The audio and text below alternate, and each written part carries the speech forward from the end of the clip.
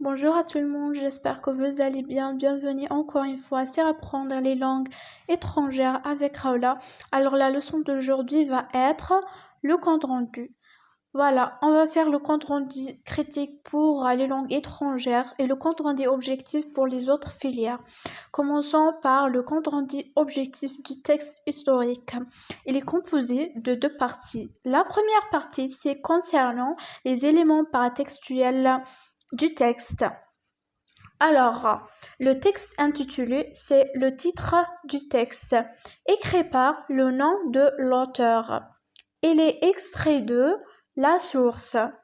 Réparti en les nombres de paragraphes, il s'agit d'un texte historique. C'est pour ça que j'ai dit c'est concernant le texte historique. On mentionne le type du texte. Il s'agit d'un texte historique.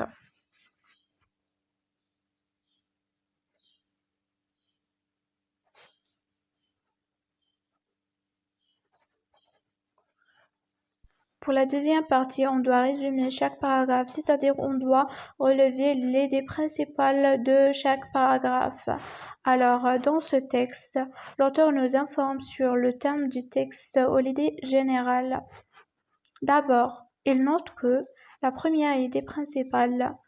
Ensuite, il souligne que la deuxième idée principale. Puis, il ajoute que la troisième idée principale. Enfin, il conclut son texte en disant que la dernière idée principale.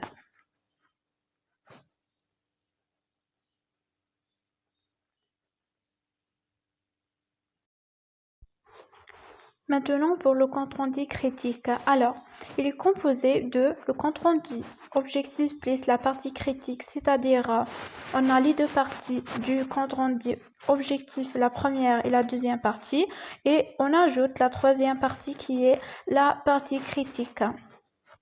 Alors, pour conclure, je peux dire que l'auteur a pointé du doigt un fait historique dont les plaies restent encore ouvertes et qui nous touche de près, nos générations d'aujourd'hui. Ainsi, je ne peux que lui partager son analyse. L'auteur utilise un vocabulaire facile, clair et très accessible à la plupart des élèves, bien qu'il y avait quelques mots difficiles. Vous citez ici des mots qui vous semblent difficiles. Quand les idées du texte sont bien enchaînées, on harmonie l'une avec l'autre. Alors voilà, c'est la partie critique. J'ai dit que on prend le compte rendu objectif et on ajoute la partie critique. Ici, on forme le compte rendu critique. J'espère que vous avez bien compris le compte rendu soit critique ou bien objectif.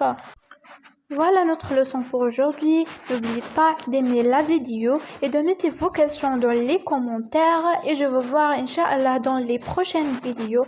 Au revoir.